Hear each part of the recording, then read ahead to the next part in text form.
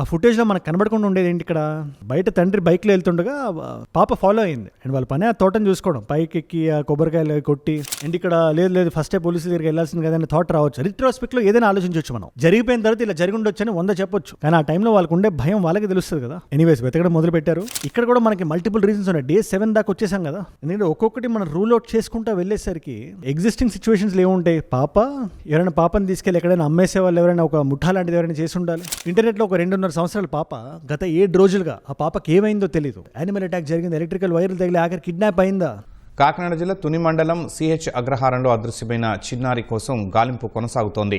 2 ఏళ్ల జ్ఞానేశ్వరి శనివారం మధ్యాహ్నం అదృశ్యమైంది. అయితే ఏ విషయం తెలియకుండా 7 రోజుల పాటు ఒక పాప కనబడకుండా ఉండడం, పోలీస్ స్క్వాడ్లు 10 టీంలుగా ఫామ్ అయి వెతకడం, డ్రోన్స్ ఉండడం, డాగ్ స్క్వాడ్లు ఉండడం, 40 ఎకరాల పామ్ ఆయిల్ తోటని టాప్ టు బాటం వెతికినా కూడా పాప దొరకకపోవడం. అగైన్ మన రెస్పాన్సిబిలిటీని మనం ఫుల్ఫిల్ చేయాలి. ఈ పర్టికులర్ ఇన్సిడెంట్ గురించి మనం మాట్లాడాలి, తెలుసుకోవాలి. Awareness is important. జ్ఞానేశ్వరి అనే ఒక 2 సంవత్సరాల పాప, ఆ అమ్మాయి కనబడకుండా ఇవాళకి 7 రోజులు అవుతుంది. మల్టిపుల్ టీమ్స్, 10 పోలీస్ టీమ్స్ ఉన్నాయి, SDRF లని, యాంటీ నక్సల్ స్క్వాడ్స్ అని, అంతెందుకు డాగ్ స్క్వాడ్స్, డ్రోన్స్ ఇవన్నీ పెట్టి అర్ధ గంటలో ఒక చిన్న పాప ఎంత దూరం వెళ్ళగలుగుతుంది. ప్రతి ఒక్క సిచ్యువేషన్, ప్రతి ఒక్క పాసిబిలిటీని రూల్ అవుట్ చేసి వాళ్ళ పోలీసులు రాత్రి పగలు సర్చ్ ఆపరేషన్స్ కండక్ట్ చేస్తున్నారు. ఇది లొకేషన్ తుని, ఇది కాకినాడ సిహెచ్ అగ్రహారం అని చెప్పి దొండవాక పంచాయతీలోకి వస్తుంది. అది ఈ కేసుకి సంబంధించి 7 రోజుల్లో ఇవాళకి రోజుకు ఒక ట్విస్ట్ వస్తుంది. ఎలక్ట్రిక్ వైర్స్ పాసిబిలిటీ ఒకటి ఉంది, యానిమల్ అటాక్ అంటారు, కిడ్నాపింగ్ అంటారు. ఇలా ఏది ఏవైనా కూడా అంత చిన్న పాప ఇవాళ she's out in the wild. ఆ పాప ఎలాంటి సిచ్యువేషన్ ఉందో, ఎలాంటి డేంజర్స్ ఉందో మనం ఊహించని కూడా ఊహించలేం. మనం ఈ టైంలో మనం చేయగలిగింది ఏంటంటే మన వరకు మాక్సిమం మనం ట్రై చేసి ఆ పాప ఆచూకీని తెలుసుకోవడానికి ట్రై చేయాలి. ఎందుకంటే ఆ పాప నిజంగా ఇవాళ తప్పిపోయి ఉంటే ఎవరికైనా ఎక్కడైనా కనబడొచ్చు. This is the girl. మీరు కానీ కాకినాడ జిల్లా నుంచి ఉంటే, తుని ప్రాంతం నుంచి మీరు ఉంటే, ఇది అవేర్నెస్ ని పుష్ చేసే వీడియోలో మాత్రం మనం చూద్దాం. నాకు ఒక కోట్ ఒకటి గుర్తొస్తుంది, నాకు అది చెప్పి స్టార్ట్ చేద్దాం అనుకుంటున్నాను. ఆల్డస్ హక్స్లీ అని చెప్పి is an English poet, writer. ఈ కోట్ ఇక్కడ అప్లికబుల్ అవుతుంది. Facts do not cease to exist because they are ignored. మన కళ్ళు ఒక పర్టికులర్ పాయింట్ దగ్గర వెళ్ళలేదు కదా అని, అసలు అది జరగలేదు అనే ఫ్యాక్ట్ మనం ఇగ్నోర్ చేయలేం కదా. అందుకని ఇవాళ పోలీసుల టీమ్స్ ఏవైతే ఉన్నాయో, ఇవాళ సిఐ గారి ఆధ్వర్యంలో జరుగుతుంది, చెన్నకేశ్వర రెడ్డి గారి ఆధ్వర్యంలో. అండ్ ఇక్కడ మనం ఇగ్నోర్ చేయలేని విషయం ఏంటంటే, పోలీసులకి ఎప్పుడైతే కంప్లైంట్ వెళ్ళిందో ఇంత ర్యాపిడ్ గా ఎన్ని టీమ్స్ పెట్టి, ఆఫ్ కోర్స్ ఒక గోల్డెన్ అవర్ టైం అని ఉంటుంది. పాప మిస్ అయిన తర్వాత, ఇన్ఫాక్ట్ మిస్ అయిన టైం నుంచి ఫస్ట్ 1 అవర్ చాలా ఇంపార్టెంట్. ఇన్ఫాక్ట్ పోలీసులకు తెలిసేసరికి 1 అవర్ అయిపోయింది. అండ్ ఇక్కడ మనం బ్లేమ్ గేమ్ చేసి వేలు చూపించి పలానా పేరెంట్స్ తప్పు, వాళ్ళు నెగ్లిజిబుల్ గా ఉన్నారు, నెగ్లిజెన్స్ ఉంది, ఇదంతా ఇక్కడ ఇప్పుడు మాట్లాడాల్సిన విషయం కాదు. అది ఇప్పుడు ఏం జరిగింది, పోలీసులు సర్చ్ ఆపరేషన్ వాళ్ళకి ఏం తెలిసింది, పాసిబిలిటీస్ ఏమున్నాయి. ఆ పాపతో వెళ్ళిన డాగ్ ఏదైతే ఉందో, ఇన్ఫాక్ట్ ఆ డాగ్ వెనక్కి వచ్చి మళ్ళీ తప్పించుకుంది. ఆ కుక్క మీద ఎలాంటి మార్క్స్ లేవు, దెబ్బలు అలాంటివి లేవు. అందుకని ఇక్కడ సిచ్యువేషన్ ఏదో పెరిఫరల్ గా కనబడుతున్న ఇష్యూలో కాకుండా కొంచెం డీప్గా వెళ్ళి మాట్లాడాలి మనం. దయచేసి నేను ఒకటే విషయం చెప్తే, ఈ వీడియోని మీరు షేర్ చేసి పెట్టుకోండి. అండ్ కేసుకి సంబంధించి ఎటువంటి అప్డేట్ వచ్చినా కూడా నా సైడ్ నుంచి ఒక వీడియో ఖచ్చితంగా వస్తుంది. అది మీరు మిస్ అవ్వకుండా చూడాలంటే కింద కనబడే సబ్స్క్రైబ్ బటన్ నొక్కి పెట్టేసుకోండి. డన్. ఇక్కడ సిచ్యువేషన్ గురించి మనకి ఏమాత్రం క్లారిటీ రావాలన్నా క్రోనలాజికల్గా మనం వెళ్దాం. మనం కొట్టే తెచ్చేలా చెప్తే 40 ఎకరాల పామ్ ఆయిల్ తోట. ఆ తోటను చూసుకునేది ఒక ఫ్యామిలీ.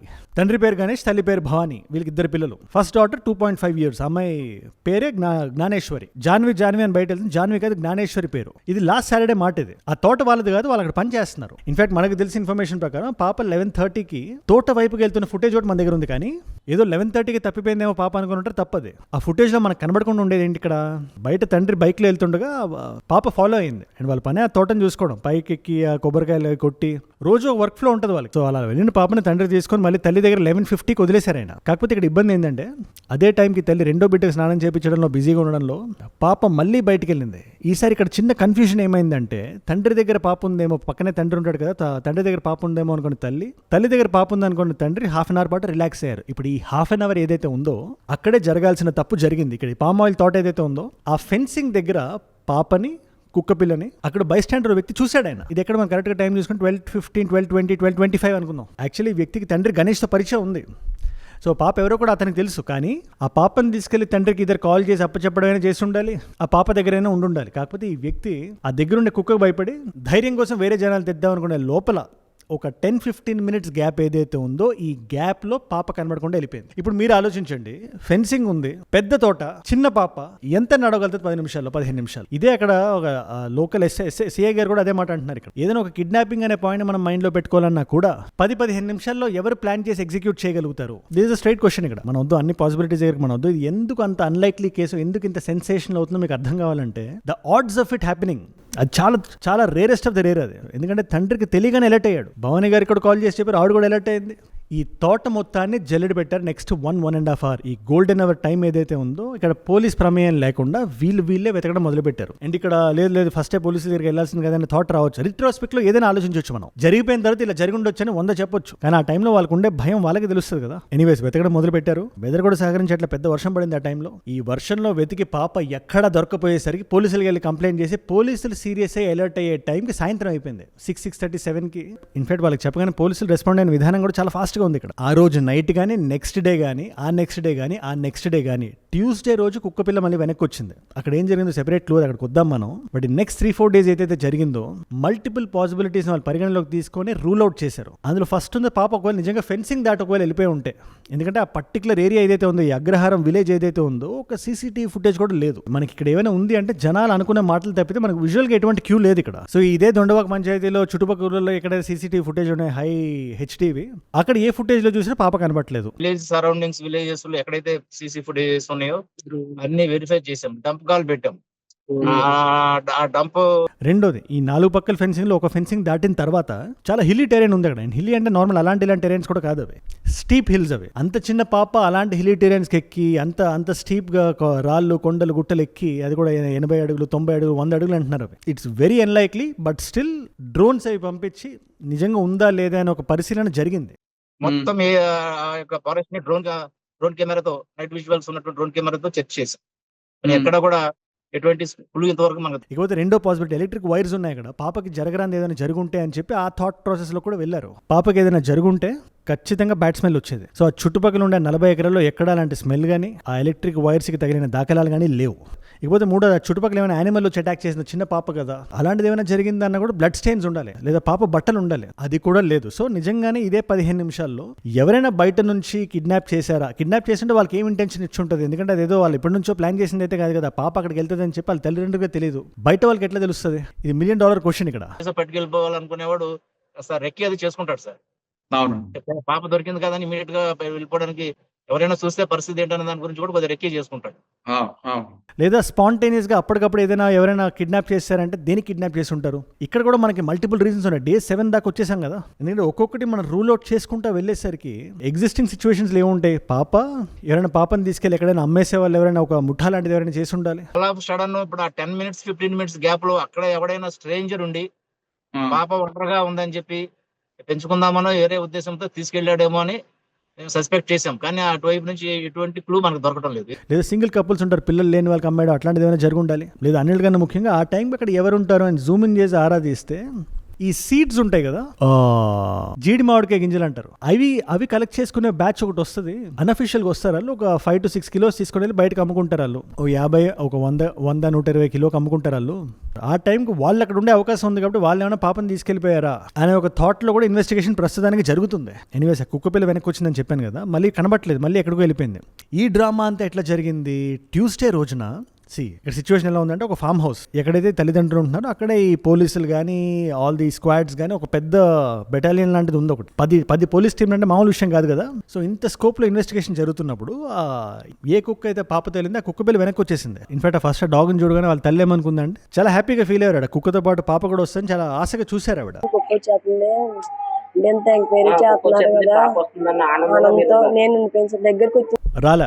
ఇన్ఫాక్ట్ కుక్క పిల్ల వెనక్కి వచ్చిన తర్వాత తల్లి చీర చెంగుని పట్టుకొని ఎక్కడికో తీసుకెళ్లడానికి చూసింది. ఇక్కడ మీరు జాగ్రత్తగా వినండి. వెళ్తూ అక్కడ చాలా మంది జనాలు ఉండడం చూసి, ఇన్ఫాక్ట్ విజువల్స్ కూడా బయటకు వచ్చి 3-4 days నుంచి తిన్నట్టు లేదా కుక్క పిల్ల, కొంచెం యాజిటేటెడ్ గా ఉంది. ఇప్పుడు ఈ భవానీ గారిని తీసుకెళ్లే క్రమంలో ఈ జనాలు చూసి ఆ కుక్క పిల్ల పారిపోయింది. పరిగెట్టడానికి చూశారు, వెనకాతల ఈ ఫాదర్ వెళ్ళారు కానీ ఆ స్పీడ్ అందుకోలేకపోయింది. అది మళ్ళీ వుడ్స్ లోకి వెళ్ళిపోయింది, ఆ ఫెన్స్ దాటి ఎటో వెళ్ళిపోయింది. నా పోలీసులు ఇక్కడ ఏం చేశారు, ఆ చీరని చింపి ఆ స్మెల్ ఏదైతే ఉందో కుక్క పట్టుకుంది కదా, ఆ స్మెల్ ని డాగ్ స్క్వాడ్ కి ఇచ్చి అక్కడ ట్రైన్ డాగ్స్ స్మెల్ చేయించి పట్టుకుందామని చూశారు. కుక్క ఏదైతే పాపతో వెళ్ళిపోయిన కుక్క ఉందో దాన్ని శుభ్రంగా ఒక టవల్ తో దాని యొక్క స్మెల్ తీసుకొని మా యొక్క పోలీస్ డాగ్ ఇచ్చి నిన్న మళ్ళీ తీసుకెళ్ళాం. ఓకే, ఏవైతే ఇంతకు ముందు మేము సస్పెక్ట్ చేసిన ప్లేసెస్ ఉన్నాయో ఆ ప్లేస్ లో మళ్ళీ తన సరౌండింగ్స్ అన్ని తిరిగింది. ఇప్పుడు ఈ డాగ్ స్క్వాడ్ లో ఉండే డాగ్స్ కూడా తండ్రి వెళ్ళే పాయింట్ తర్వాత ఇంకొక 300-400 meters వెళ్ళి తర్వాత స్మెల్ అందుకోలేక అవి కూడా ఆగిపోయినాయి అక్కడ. అండ్ జెన్యూన్ గా చెప్పిన ఈ డాగ్ ఇన్సిడెంట్ చూసిన తర్వాత నాకు అనిపించిన విషయం ఏంటంటే, ఖచ్చితంగా పాప దగ్గరికి తీసుకెళ్ళడానికి ప్రయత్నించింది. ఈ కుక్క పిల్లకి ఎటువంటి దెబ్బలు తగలేదు కాబట్టి ఆ పాప ఎక్కడుందో తెలిసే ఉంటది, కానీ ఏ పరిస్థితిలో ఉందో మనకు నిజంగా తెలియదు. 4 days పాటు అంత స్క్రాచింగ్ హీట్ లో ఫుడ్ వాటర్ లేకుండా ఒక 2 years పాప ఊహించుకుంటేనే చాలా.